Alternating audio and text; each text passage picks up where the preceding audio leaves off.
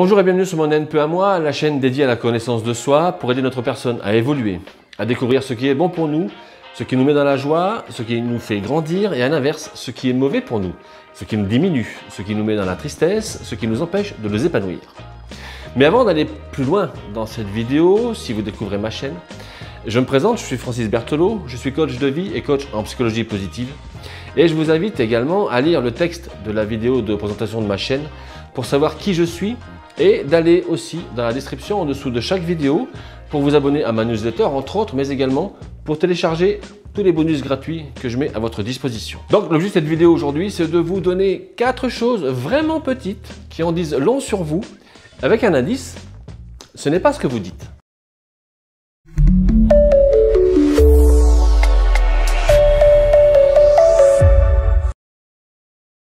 Dites-moi si je me trompe, mais je suis persuadé que oui. Est-ce qu'on vous a déjà demandé de dire quelque chose sur vous-même, de parler de vous? En entretien d'embauche, très certainement.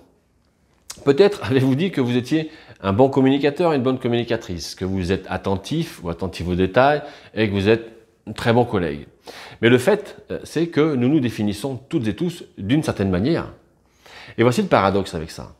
Ce n'est pas ce que vous dites qui est une représentation exacte de qui vous êtes, mais plutôt ce que vous montrez de vous. C'est ainsi que les gens vous jugent. Ils répondent à l'image que vous projetez. Et en tant que tel, il est essentiel de se concentrer sur ce que vous faites plutôt que sur ce que vous dites. J'ai réussi à le dire. Si vous voulez vous vendre au monde de manière authentique, et regardez la vidéo que j'ai faite sur les personnes authentiques, concentrez-vous sur ces 4 très petites choses, car elles en disent long sur vous. Et de cette façon, vous êtes assuré de faire une impression durable et de susciter le respect des gens. Alors, cette première petite chose, je dois vous dire que j'avoue que j'ai été terrible à ça. J'ai toujours sous-estimé le temps que j'avais pour rencontrer un ami ou pour un rendez-vous ou pour une réunion quelconque. Je finissais par me précipiter comme un poulet embarrassé et avec des gouttes de sueur sur mon front. Il m'a fallu un certain temps, je ne vous dirai pas le nombre d'années, pour apprendre la valeur de gérer le temps. Finalement, je me suis énormément amélioré, croyez-moi, énormément amélioré. Et il y a beaucoup à dire sur les gens qui ne gèrent pas le temps. Je sais de quoi je parle, je peux en parler. Et même si ça peut s'avérer faux, cela crie l'inefficacité, le manque de fiabilité et la désorganisation. Une personne qui est toujours en retard ne fait pas un très bon travail de gestion de ses responsabilités et de sa vie en général. Ne pas respecter le temps, c'est terrible. Mais c'est pire quand d'autres personnes sont impliquées. Vous voyez, lorsque vous êtes constamment en retard aux réunions, cela montre que vous ne respectez pas les autres. Tout simplement. Et je l'ai fait. J'ai été irrespectueux par rapport à pas mal de gens. Parce que vous faites passer vos besoins avant eux. Vous leur volez leur temps et vous dérangez leur expérience de vie, leur expérience de travail. Et au fil du temps, cela peut mettre à très rude épreuve vos relations, car elles ne peuvent pas compter sur vous, sur votre parole. Elles arrêtent de vous prendre au sérieux, ce qui est tout à fait normal, légitime, et on n'aurait aucun reproche à leur faire. Et d'un autre côté, lorsque vous acceptez de rencontrer quelqu'un et que vous êtes là à l'heure, voire même quelques minutes plus tôt que l'heure prévue, qui valent des points de bonus super importants, cette personne elle vous respectera, sans aucun souci. Alors cela peut sembler une petite chose, vous allez me dire, mais cela montre le respect de soi, la discipline et l'intégrité. Mais quand vous êtes en retard, alors, malheureusement, personne ne voudra traîner avec vous, car on ne peut pas faire confiance à quelqu'un qui ne tient pas sa promesse, qui ne tient pas sa parole. Parce que être en retard, c'est essentiellement rompre une promesse. Alors si vous voulez gérer le temps et éviter d'être surchargé, surestimer le temps nécessaire pour arriver à une réunion, à un rendez-vous par exemple, et bien quitter la maison 15 minutes plus tôt, 20 minutes plus tôt.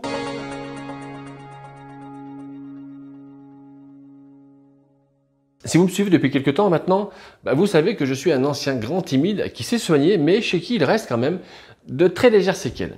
Et une conversation, c'est le moyen le plus élémentaire d'interaction humaine qui en dit long sur nous. Et voici pourquoi, lorsque vous parlez à quelqu'un, il capte ou elle capte votre ton de voix et le contenu de la conversation. Et tout ce qu'elle découvre ou ce qu'il découvre lui fait savoir qui vous êtes vraiment. Mais il y a un élément essentiel des conversations que nous négligeons normalement. C'est Posez des questions. Poser des questions peut améliorer considérablement la qualité et l'engagement de vos discussions. Selon l'association psychologique américaine, les personnes qui posent plus de questions, en particulier les questions de suivi, sont mieux appréciées par leur interlocuteur. Lorsque les gens sont invités à poser plus de questions, ils sont perçus comme plus réactifs. Ça signifie que vous devriez poser plus de questions. Parce que souvent, vous pensez que vous avez l'impression d'être offensant. Mais en fait, si vous voulez que l'autre personne soit détendue et s'ouvre davantage, posez plus de questions. C'est ce qu'on fait en coaching, on pose des questions. Et j'ai trouvé ça très vrai dans les différents emplois que j'ai eus dans ma vie. Plus je posais de questions aux personnes, plus les informations étaient divulguées. Et c'est normal. Tout simplement, pourquoi? Parce que les gens aiment parler d'eux-mêmes. C'est ainsi que nous sommes câblés. C'est comme ça qu'on fonctionne. Nous sommes des animaux sociaux. Rappelez-vous-en. Parce que de plus, la prochaine fois que vous aurez une conversation avec quelqu'un, posez-vous la question. Comment est-ce que j'écoute? Plutôt que d'écouter tout en formulant une réponse dans votre esprit, concentrez-vous sur les mots qui sortent de la bouche de l'autre personne. Soyez vraiment présent. Accordez-lui toute votre attention. Rangez votre téléphone, ne bâillez pas et ne vous laissez pas distraire.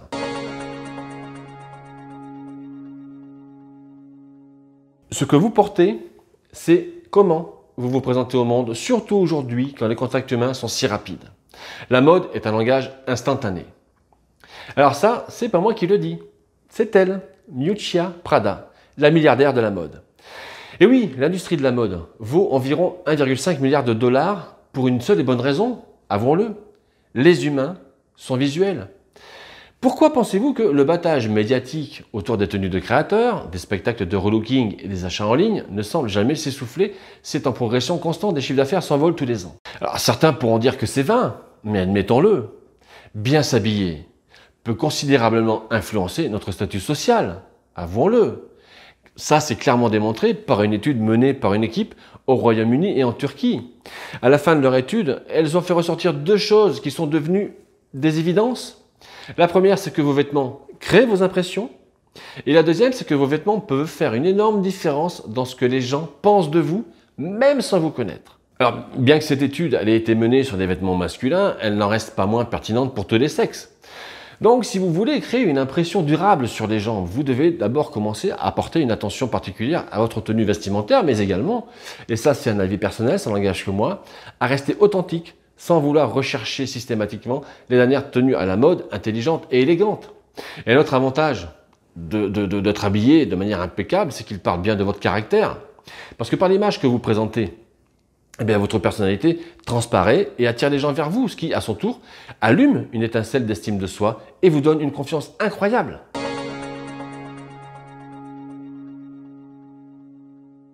Dites-moi si vos camarades de classe de l'école primaire vous rencontraient aujourd'hui. Que diraient-ils? Votre personnalité actuelle les surprendrait-il? Ou seriez-vous exactement comme ils vous ont connu? La vérité, c'est que l'école nous pousse à être meilleurs, à viser plus haut et à exiger plus de nous. Mais lorsque nous avons fini de surfer sur cette vague, la plupart des gens, adultes, déposent leurs outils. Ils arrêtent de se développer, de grandir et de se mettre au défi pour une vie meilleure et plus grande. Et récemment, j'ai commencé à me réveiller au moins 1 heure plus tôt que d'habitude pour lire. Rappelez-vous ma vidéo sur les longues journées estivales. Ce que j'ai découvert, c'est qu'à la fin d'une séance de lecture, même juste 1 heure, mon esprit s'imprègne d'un flot d'idées. Mes perspectives changent et mes convictions sont soit remises en question, soit renforcées. Et vous savez l'importance que j'accorde à la lecture. Pour autant, bien que puissante, la lecture, c'est qu'un petit bout de progrès personnel. Il y a tellement de choses en jeu, comme travailler pour un corps sain, changer d'emploi, créer un nouveau passe-temps, un hobby ou apprendre une nouvelle compétence. Et le message sous-jacent derrière le fait de vous améliorer vous dit que vous vous tenez en haute estime, que vous attendez plus de vous-même et que vous êtes enthousiasmé par votre vie. C'est ça qui est vraiment génial. C'est pourquoi vous ne devez jamais cesser de vous améliorer. Lorsque vous faites de votre mieux pour devenir meilleur, vous vous préparez à profiter de la plénitude de la vie dans sa totalité.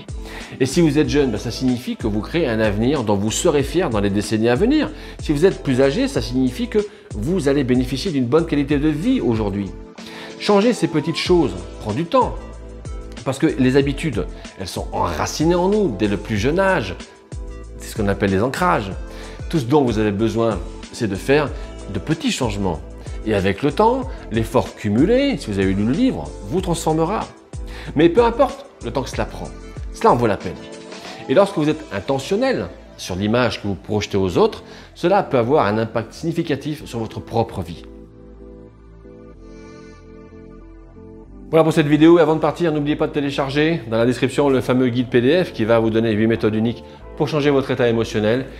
Et comme à chaque fin de vidéo, je vous le répéterai sans cesse, quand vous êtes dans une démarche de connaissance de soi, ne vous prenez pas la tête. Absorbez ce qui est utile, jetez ce qui ne l'est pas et ajoutez ce qui vous est propre. Je vous laisse mettre un pouce, partager la vidéo pour rendre service à quelqu'un, mais aussi faire connaître ma chaîne et faire grandir la communauté. Et en attendant la prochaine vidéo, eh bien écoutez, je vous souhaite le meilleur. Prenez soin de vous, souriez et n'oubliez pas de dire à celles et ceux qui comptent pour vous dans votre vie que vous les aimez. Je vous dis à la prochaine, à bientôt. Salut!